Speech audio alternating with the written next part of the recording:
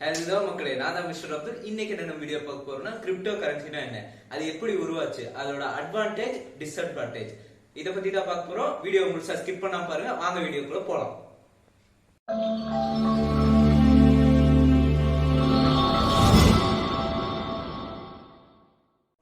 மக்களே, கிரிப்டோ கரன்சினா என்ன?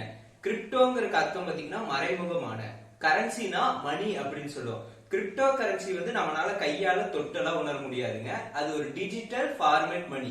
Digital format மணியை தான் நம்ம கிரிப்டோ கரன்சி அப்படிங்கிறோம். கரன்சினா என்ன?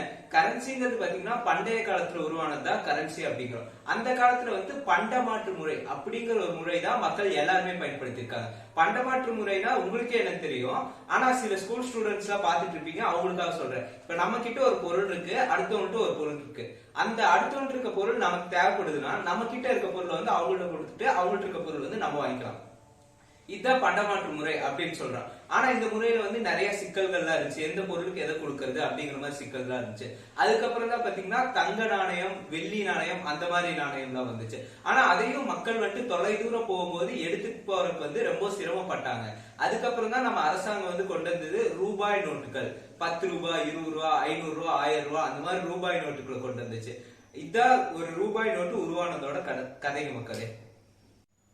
ஓகே மக்களே, இப்ப கரன்சினா நம்ம என்னன்னு பாத்துட்டோம். இப்ப கிரிப்டோ கரன்சி எப்ப உருவாச்சுன்னு பாக்கலாம். கிரிப்டோ கரன்சி எப்ப உருவாச்சுன்னு பாத்தீங்கன்னா 2009 ஜப்பான்ல வந்து ஒரு பெயர் தெரியாத நபரால வந்து இந்த கிரிப்டோ கரன்சி வந்து உருவாக்கப்படுது. அவர் வந்து என்ன சொல்லியிருக்காருன்னு பாத்தீங்கன்னா, ஒரு வார இதழ் நியூஸ் பேப்பர் வந்து அவர் பெயர் மென்ஷன் பண்ணல. அவர் என்ன சொல்லியிருக்காருன்னா, நான் வந்து இந்த மாதிரி ஒரு கிரிப்டோ கரன்சி வந்து உருவாக்கி இருக்கேன், மக்கள் எல்லாரும் வாங்கி அதை பயன்படுத்த ஆரம்பிங்க அப்படின்னு சொல்லி ஒரு வார இதழ்ல பெயர் மென்ஷன் பண்ணாம அவர் ஒரு நியூஸ் விடுறாரு. அதான் நம்ம இன்னைக்கு கிரிப்டோ கரன்சியா பல லட்சக்கணக்கில் வாங்கி பயன்படுத்திட்டு இருக்கோம் மக்களே. கிரிப்டோ கரன்சி எப்படி உருவாச்சுன்னு பாத்துட்டோம். இப்ப இதை எதுக்காக உருவாக்குனாங்க அதை வந்து பாக்கலாம். இப்ப பணம்ங்கிறது எல்லாம் கஷ்டப்பட்டு தான் சம்பாதிக்கிறோம். அதை வந்து யாரும் ஈஸியாலாம் சம்பாதிச்சிட முடியாது. எல்லாம் அவங்களோட எஃபர்ட் போட்டு கஷ்டப்பட்டு தான் சம்பாதிக்கிறோம். அப்படி கஷ்டப்பட்டு நம்ம சம்பாதிச்ச பணத்தை நம்ம கையில அளவுக்கு அதிகமா சேர்த்து வச்சா என்ன ஆகும், அது ஒரு கருப்பு பணம் அப்படின்னு சொல்லி கவர்மெண்ட் பிடிச்சு உள்ள வச்சிருவாங்க. சரி, அதை கொண்டு போய் நம்ம இப்ப பேங்க்ல போறோம். பேங்க்ல போட்ட என்ன ஆகும், அவன் savings tax, transaction tax, credit card, debit card tax 1000 tax போட்டு அந்த படம் பாதியை முடிச்சு கட்டிடுவான். இந்த மாதிரி பிரச்சனையில எல்லாம் சிக்க கூடாது அப்படிங்கறதுக்காக உருவாக்கப்பட்டதுதான் கிரிப்டோ கரன்சி. இந்த கிரிப்டோ கரன்சி பாத்தீங்கன்னா ஒரு ஓபன் வெப்சைட். யாரு வேணா உள்ள போலாம், யாரு வேணா வெளியில வரலாம், யாரு வேணா கிரிப்டோ கரன்சி வாங்கலாம், விற்கலாம். இதுல வந்து எந்த அரசாங்கத்தாலையும் இதை வந்து கட்டுப்படுத்த முடியாதுங்க. இந்த கிரிப்டோ கரன்சில என்னென்ன டிரான்சாக்சன் நடக்குது நீங்க நாங்க எல்லாருமே பார்க்கலாம். அது ஒரு ஓபன் வெப்சைட். இதுதான் கிரிப்டோ கரன்சி மக்களே. இப்ப கிரிப்டோ கரன்சி எப்படி உருவாக்குனாங்கிறத பார்த்தோம். இப்ப இன்னைக்கு மதிப்பு கிரிப்டோ கரன்சி இந்தியாவோட வேல்யூ என்ன, அதை வந்து நம்ம இன்னைக்கு வந்து பாத்துடலாங்க. இப்ப கிரிப்டோ கரன்சி உருவான பாத்தீங்கன்னா 2009 வருஷம் உருவாயிருக்கு. கிரிப்டோ கரன்சி உருவானப்ப ஃபர்ஸ்ட் காயின் என்னன்னு பாத்தீங்கன்னா பிட்காயின் அப்படிங்கிற காயின் தான் வந்திருக்கு. 2009 பிட்காயின் வந்தப்ப பாத்தீங்கன்னா அதோட மதிப்பு வந்து 0 ரூபாய். ஆனா இன்னைக்கு மதிப்படி இந்தியால அதோட மதிப்பு என்னன்னு பாத்தீங்கன்னா 34,54,880 ரூபாங்க. இவ்வளவு மதிப்பு ஏறி இருக்கு.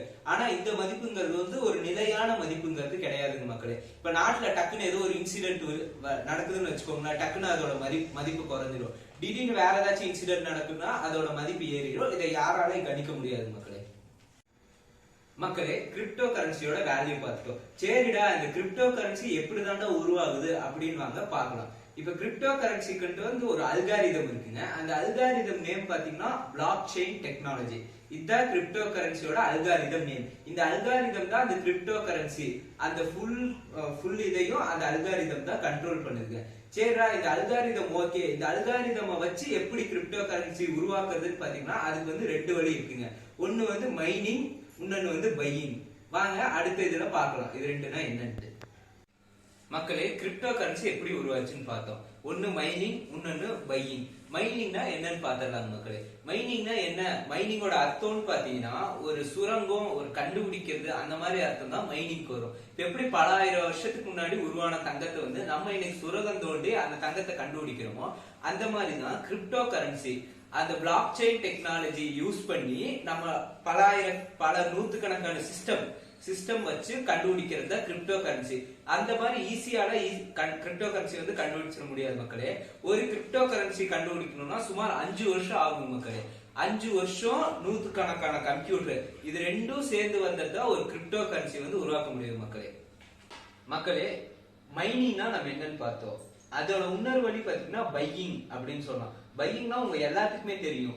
இப்ப நம்ம கிட்ட ஒரு பொருள் இருக்கு, அந்த பொருள் வந்து அடுத்தவங்களுக்கு தேவைப்படுதுன்னா நம்ம கேட்கிற ரேட்டுக்கு வந்து அவங்க கொடுத்தாங்கன்னா நம்ம வந்து அந்த பொருளை நம்ம கொடுத்துடலாம். இந்த மாதிரி ஒருத்தர் விட்டு ஒருத்தர் போகும்போது அதோட வேல்யூ வந்து அதிகமாயிட்டே போகும் மக்களே. இதுதான் பையிங் அப்படின்னு சொல்றோம்.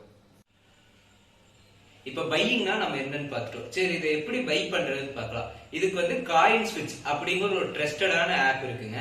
அது வந்து பிளே ஸ்டோர்ல இருக்கு, டிஸ்கிரிப்ஷன்ல லிங்க் தரேன், அதை இன்ஸ்டால் பண்ணி யூஸ் பண்ணி பாருங்க. இதை நீங்க ஓபன் பண்ணி ரெஜிஸ்டர் பண்ணனா 90 ரூபாய் மதிப்புள்ள ஒரு கிரிப்டோ கரன்சி வந்து உங்களுக்கு கிஃப்டா தருவாங்க. இது வந்து உங்களோட ஓன் ரிஸ்க் தான், பார்த்து யூஸ் பண்ணிக்கோங்க. அளவா இன்வெஸ்ட் பண்ணி அதிகமா சம்பாதிங்க. ஓகே, இந்த பிளாக் செயின் டெக்னாலஜி இது வந்து அந்த அல்காரிதமோட நேம் மக்களே. இப்ப அதுக்குன்ட்டு வந்து ஒரு ரூல்ஸ் இருக்கு. அது என்ன ரூல்ஸ்னு பாத்தீங்கன்னா, இந்த உலகத்துல வந்து மொத்தமாவே 2.5 கோடி பிட்காயின்ஸ் தான் தயாரிக்க முடியும் அப்படிங்கிற ரூல்ஸ் வந்து அந்த அல்காரிதம்ல இருக்குங்க.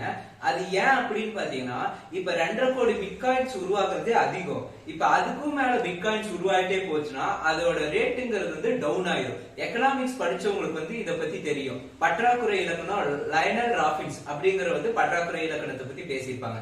இப்ப ஒரு பொருள் இருக்கு, அந்த பொருளை அளவுக்கு அதிகமா உருவாயிட்டே போச்சுன்னா மக்களுக்கு வந்து அதோட தேவை வந்து குறைஞ்சு போயிடும். அப்போ வந்து அந்த பொருளோட விலை வந்து ஆட்டோமேட்டிக்கா டவுன் ஆயிடும். அதுக்காக தான் இந்த 2.5 கோடி பிட்காயின்ஸ் தான் உருவாக்க முடியும் அப்படிங்கிறது அல்காரிதமோட ரூல்ஸ். ஒரு கணிப்பு படி பாத்தீங்கன்னா 2125 மார்ச் மாசம் அதோட பிட்காயின் மேனுஃபேக்சரிங் வந்து முடிஞ்சிரும் அப்படிங்கிற ஒரு புள்ளி விவரம் வந்து சொல்லுதுங்க. ஓகே, இதோட டிஸ்அட்வான்டேஜ் என்னன்னு பார்க்கலாம். இப்போ ஒரு இடத்துக்கு அட்வான்டேஜ் இருந்துச்சுன்னா கண்டிப்பா டிஸ்அட்வான்டேஜ் இருக்குதா செய்யும். இந்த டிஸ்அட்வான்டேஜ் என்னன்னு பாத்தீங்கன்னா, இப்போ மக்கள் வந்துட்டு நம்ம கஷ்டப்பட்டு பணத்தை சம்பாதிக்கிறோம். அது சில ஃப்ராட் பசங்க என்ன பண்றாங்கன்னு பாத்தீங்கன்னா, அவங்களே ஒரு ஃபேக்கா கிரியேட் பண்ணி அதுல ஏதோ கரன்சி கொடுக்குற மாதிரி நம்ம கிட்ட இருந்து பணத்தை வாங்கி ஏமாத்திடுறாங்க. இப்போ பிளே ஸ்டோர்லயே நிறைய ஃபேக் ஆப்ஸ் இருக்கு. நம்மள என்ன நினைச்சிட்டு இருக்கோம், பிளே ஸ்டோர்ல இருக்கலாம் ஃபேக் ஆப்ஸ் இருக்காது அப்படின்னு நினைச்சிருக்கோம். ஆனா அதுதான் அப்படி கிடையாது. பிளே ஸ்டோர்ல இருக்கிற ஆப்ஸ்லாம் வைரஸ் இல்லாம இருக்கும். அதுக்காக தான் பிளே ஸ்டோர் வந்து கொஞ்சம் பேர் போனது. இப்ப பிளே ஸ்டோர்ல இருக்கிறதா உண்மையான ஆப்ஸான்னு பாத்தீங்கன்னா கிடையவே கிடையாது. சோ எதை யூஸ் பண்றதா இருந்தாலும் கொஞ்சம் ட்ரஸ்டடான வெப்சைட்டுக்கு போய் யூஸ் பண்ணுங்க மக்களே. இந்த மாதிரி இன்ட்ரெஸ்டிங்கான வீடியோஸ் பார்த்தோம்னா நம்ம சேனல் லைக் பண்ணுங்க, ஷேர் பண்ணுங்க, சப்ஸ்கிரைப் பண்ணுங்க. அப்படியே அந்த பெல் ஐகான் தொட்டு ஆளுங்கிறத டச் பண்ணி வச்சுக்கோங்க. கீழே இன்ஸ்டாகிராம் லிங்க் தரேன், அதை போய் ஃபாலோ பண்ணிக்கோங்க மக்களே. ஓகே, பாய்.